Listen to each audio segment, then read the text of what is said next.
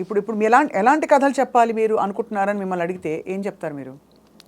మిమ్మల్ని మూవ్ చేసే కథలు. ఇప్పుడే నాకు డెఫినెట్లీ మట్టి కథల మీద ఎక్కువ నాకు ఉంటుందండి. రియలిస్టిక్ థింగు, కొంచెం ప్రాక్టికల్గా ఉన్న విషయాలను చెప్పాలనేది నాకు ఉంటుందండి ఎక్కువ. నా చిన్నప్పటి నుంచి చిన్న ఫీలింగ్ అదే. ఇంట్లో పెరిగిన వాతావరణం, మా ఫాదర్ పెరిగిన వాతావరణం, మా ఫాదర్ చిన్న కమ్యూనిజం, ఆయన చిన్న కమ్యూనిస్టు. సో తెలియకుండా అదే బ్లడ్ ఉంది నాలో. సో అందుకే చిన్న అటువైపే వెళ్తుంది నాకు. కమర్షియల్ అనేది మేబీ ఫ్యూచర్లో చేస్తానేమో. ప్రజెంట్ అయితే మైండ్ అంతా నేను చిన్నప్పుడు నా జీవితంలో, నా జర్నీలో జరిగిన విషయాలు చాలా ఉన్నాయి. చాలా ప్రాక్టికల్ విషయాలు ఉన్నాయి.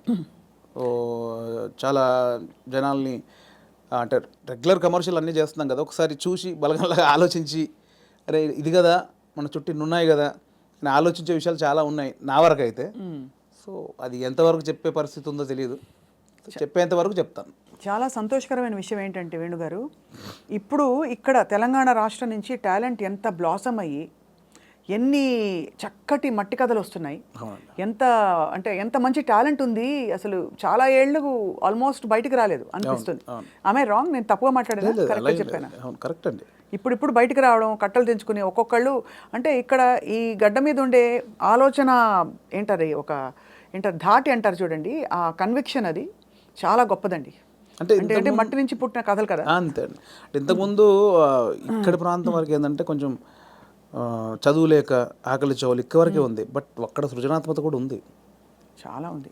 అంటే ఇటువైపు ఎన్ని కథలు ఉన్నాయి, అటువైపు ఎన్ని కథలు. ఎక్కడైనా మనుషులు ఉన్న చోట చాలా కథలు ఉంటాయి. అవును. సో ఇక్కడ కథలు కూడా ఇప్పుడు వస్తున్నాయి. అందుకే ఇప్పుడు అంటే ఎట్ ప్రజెంట్ నా మూడంతా ఇక్కడే ఉందన్నమాట.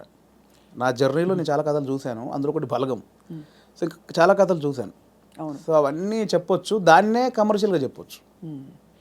ఇప్పుడైతే మరి మీ రెండో సినిమా వివరాలు అడగచ్చా? ఇంకా సూన్ అండి, సూన్ డెఫినెట్లీ. అంటే అఫీషియల్గా నా ప్రొడక్షన్ నుంచి వచ్చినప్పుడు అడిగితే బెటర్.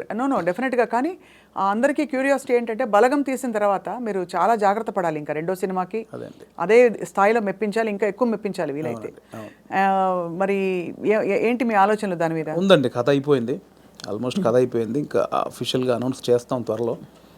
మళ్ళీ డెఫినెట్లీ నన్ను ఎవరైతే ప్రేమించారో, ఆశీర్వదించారో వాళ్ళని ఒప్పిస్తానని నమ్మకం అవుతుంది. నాకు అదైతే ఇప్పటివరకు అయితే ఖచ్చితంగా ఒప్పిస్తానని నమ్మకం అవుతుంది.